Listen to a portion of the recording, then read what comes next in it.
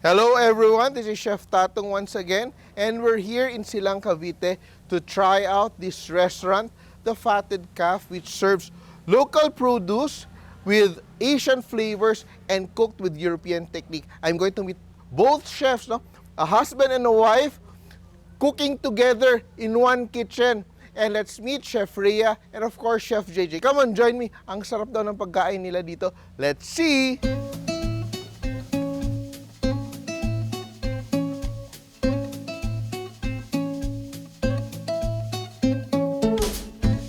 I'm so excited to share this feasting table with two amazing chefs, with equally fatted chefs. Tama ba? Tama ba? Yan. So, and they have prepared a feast today, and I'm so excited to taste your food for the first time. Before we dig into our meal today, parang, why fatted calf? Actually, the name fatted calf is a reference from the Bible sa prodigal son. So when the son went out, inubos niya lahat ng mana niya, and then nung bumalik na siya, na-realize niya wala na siya mapupuntahan. Bumalik siya sa tatay niya, winelcome siya ng tatay niya. Sabi ng tatay niya, dun sa servant nila, slaughter the fatted calf, we will have a feast. So it's all about family and feast. So that's why our tables are big and our food, as much as possible, for sharing siya. For sharing. Big din, katulad namin. Big, diba? So parang when you come here, you intend to share a meal kasi talagang malaki yung serving, just like this salad. Salad nga, pero salad siya, di ba? So, what do we have here in front of us ngayon? So we'll start with our bread. We make it every day, so that's complimentary bread, pero marami nagkakagusto, so usually they buy also for take-out. But it's made of free-range eggs. All of our bakery items are made with free-range eggs and organic butter. Wow. Very nice. And the butter is from? The butter is from, locally, it's from Cavite. Cavite. It's unsalted butter. It's organic. I think it's very tasty. Almost like, para din siyang commercial butter. So, what we like, kasi when it comes to baking, very stable din siya gamitin. Yung flavor ng butter, yung dulo, no?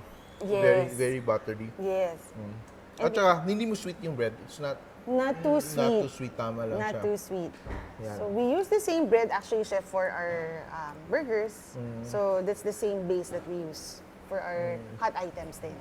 I was told na yung salads natin today, freshly picked siya this morning. Just this morning This lang. morning.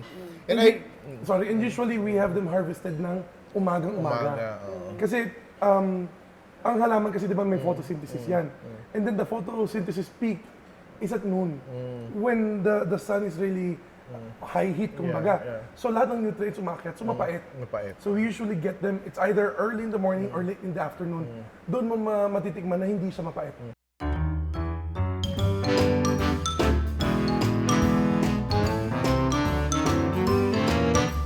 Actually, this one, it's one of our most popular salads.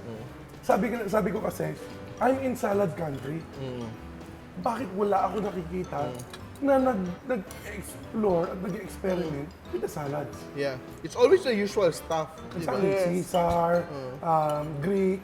So with this one, we created 3 textures and 3 flavors of mushroom. We got the shimeji. Sorry, imported, di siya local. But that's pickled. You have shiitake. Shiitake is candied. And then you have your oyster mushroom, which is just seared with salt and pepper. Para mas meaty naman siya. I see your salad. We have the, di ba, yung burrata. And it's from here, the area, di ba? No, actually, the burrata used to be from Negros. It was air flown. Okay. And then now they've established processing plant dito sa Laguna. Pero the thing about the burrata is, it's still made by an Italian. So authentic pa rin in terms of the technique. They use organic milk as well.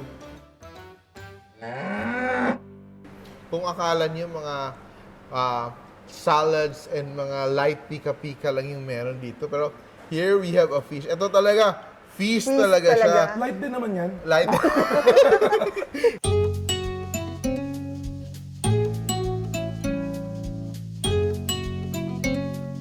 we'll start with the fish. Yeah. So, sa amin kasi, we don't put a specific fish on the menu. Sa fish dish namin, on the menu, it just says fresh catch. So what we do, we go to the fish port talaga sa Rosario, Cavite. Kung ano yung makita namin doon na talagang maganda at saka fresh, then yun lang siya, yun lang ang mapupunta sa menu. Ayaw namin ng something specific because we don't want to be tied down. Yeah. But for the fish dish, you can order 2 versions eh. It's still pan-fried, pero this one is more parang chefy. Yeah. Kasi it has corn puree, sweet corn. So, di ba, going up to Tagaytay, to Silang, Mais talaga. puro mais. So, we use that, we make it into a puree. And then, when it's in season, we use patani. Okay. So, yung patani, we saute that with Spanish chorizo. And then, papatong mo na yung fish, then calamansi vinaigrette. And that's it.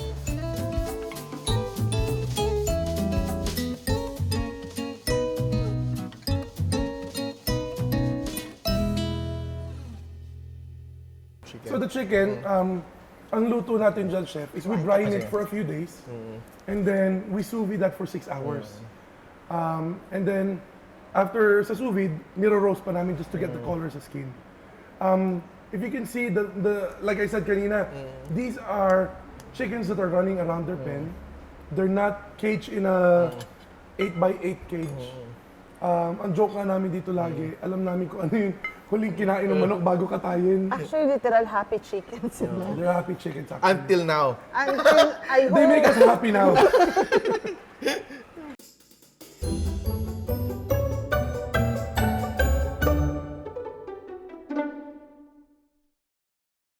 So, ako nag-change plate ako kasi may rice. So, ako excited ako sa humba, especially that it has tablea.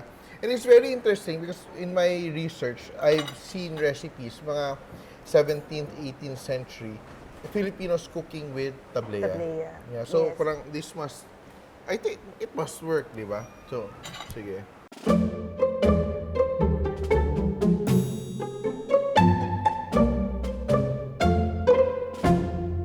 Well, may mga ano kasi chef, may mga parang folklore na dalawa yun eh. It's either tablea or yung iba coffee. Na just to get the color, Yeah. ganon. Of course, sa flavor siguro, I don't know if they're trying to look for the flavor, but at the end of the day, if you're analyzing it as a chef, sa kulay. The tablea is very subtle, no? Yes. Hindi siya yung parang kumakain ako ng baboy na tsokolate. Di ba? Parang gano'n. Pero it's there, no? There's that slight bitterness. Yes. Di ba? So yung balance nung konting asim, konting tamis, konting alat, then pait. Yeah. And I like it kasi hindi siya masyadong matamis. Hindi siya parang candy. Yes, Di ba? actually. It complements yung tamis. Kumbaga, the sweetness comes from the pork. Yung tamis ng baboy itself.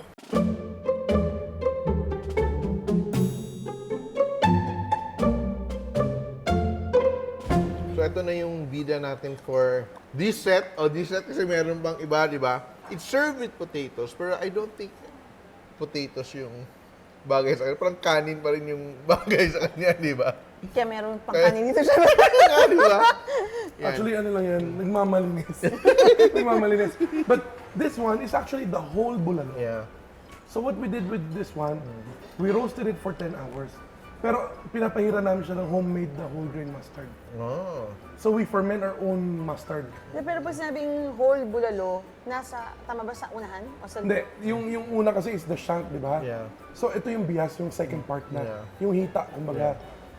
Because yung sa shank kasi, may part dyan na, kumbaga parang letter U lang yung Yeah. karne. Ito, buo talaga. Buo siya. So it's a bit, it's not as fatty as the shank. Yeah. It's a bit lean.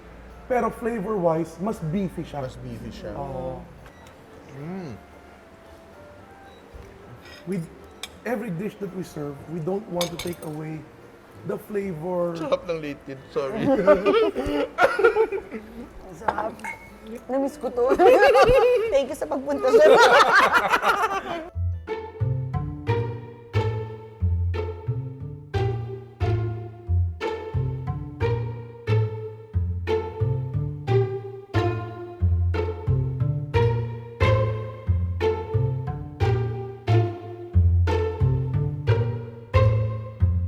in front of me, hindi lang siya konting dessert, parang entire buffet of desserts tayo dito. And you bake everything here. Yes, Yan. everything is done here.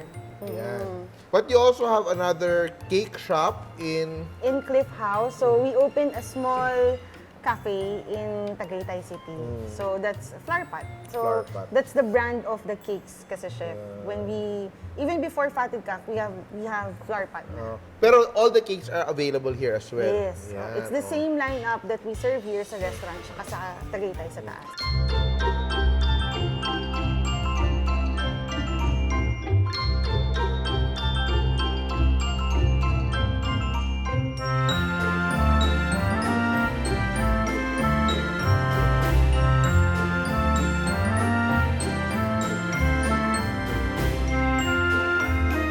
Introduce the cakes na lang muna. What do we have here? Sige, so let's start sa dulo. So that's our ube halaya cake. Ube halaya. So during January, it's actually ube kinampay.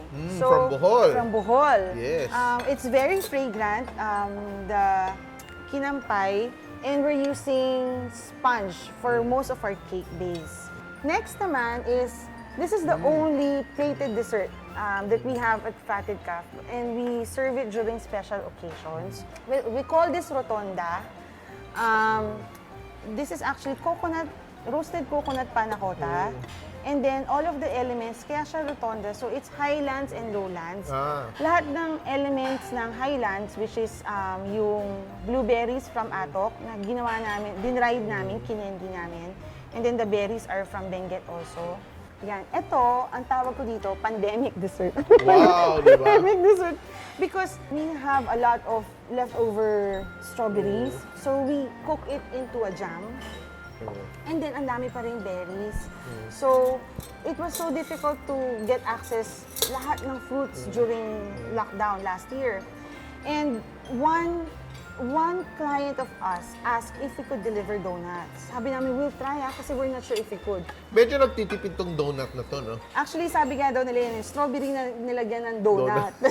Yung donut, yung garnish. Correct. Pero ang palaman niyan, inipit, icing sa loob. Naglagay kami ng inipit. It's a brioche donut. So may itlog yung aming donut base. So that's our strawberry shortcake. So we're using sponge as a base. Yeah. And then it's very similar to the donut. So there's inipit in between. We're only using... What is inipit? What do you mean by the inipit? Inipit is It's like a it's like a custard? custard. Custard. So, but we're using gatas ng kalabaw. Sobrang yung light. Hindi mo... Ito, if you're not mindful, mauubos mo yung kalahati. Sige, this one. So this is our most underrated cake. Underrated But talaga. it's one of the award-winning cakes. We are surrounded by pineapple farms. Yeah. And we're also surrounded by banana, mga sagingan. Yeah. We're using evergreen, ang tawag nila. It's the banana na kahit overripe na, hindi talaga siya nagdidilaw. But it's still light, ha? Banana to, pero it's still very light. So we call it hummingbird. So that's bananas and pineapples. Yeah. And we have our last cake, but before we go to our last one, which is this, The bestseller. the bestseller, Lahat parang not the seller, no? Bestsellers. di ba? Is tres leches cake, very, very classic. But I just like to comment na, it looks very dainty, but it's still very rustic kasi naked cake siya. Yes. Di ba? Pero it really feels sa parang konektado siya sa aesthetic, sa whole thing. Actually, No? yes, sure. And actually, like, I'm not really good with decorating cakes. So I have to... Hindi naman halata. So I have to make cakes that would be equally nice to look at, pero masarap din. So far, my favorites are... Ang hirap talaga. Kaya you should try it yourself. So chefs, please invite them to your restaurant and your cafe. So we would like to invite you to the Fatted Calf here in Silang.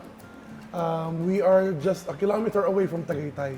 So you can search us on IG and FB, or you can waste us if you want to come. We're open every Fridays from 11 to 8, and then Saturdays to Mondays from 8 a.m. to 8 p.m. So, and then if you happen to be in Tagaytay naman, Flower Pot has a small bakery cafe We are located at the inn at Cliff House. So we're just along Aguinaldo Highway. So you will see the same cakes that we are serving here at Fatted Calf at Flower Pot. And then we also have a few sandwiches, pastas, burgers. So it's really more of a casual cafe lang at Tagaytay. So, thank you very much, Chef. Chef Jayjay, Thank Chef you for Rhea. visiting us today. Sobra kong na-enjoy yung aking meal and the conversation. Thank you very much, guys, for watching. See you again next time for my vlog, Chef Tatung. And of course, di ko kalimutan, I'll give you a copy of my latest book, Simple. Sana magamit nyo. Oh, thank you. Pang staff meal lang. May pirma ba? May pirma? Pipirmahan ko yan. Yan. Or Maraming sign lang. salamat. Thank Thank you. Thank you.